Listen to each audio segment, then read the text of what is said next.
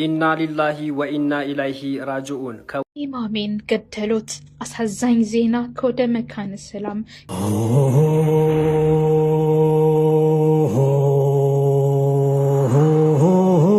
ኢና ሊላሂ ወኢና ኢለይሂ ራጂዑን። ከወደ አማራ ክልል እየተሰማ ያለው ነገር እጅግ የሚያሳዝን ሆኖ ተገኝቷል።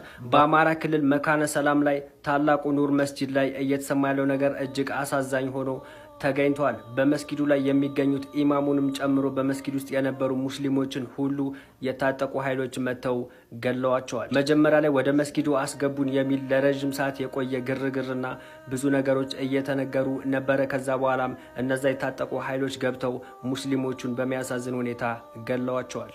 ሙስሊም የሆነ ሁሉ ይሄን ቪዲዮ በደንብ ሼር ያደርግ። እነዛ ወንድም እህቶቻችን አላህ እንዲያዝንላቸው ዱዓ ይደረግላቸው።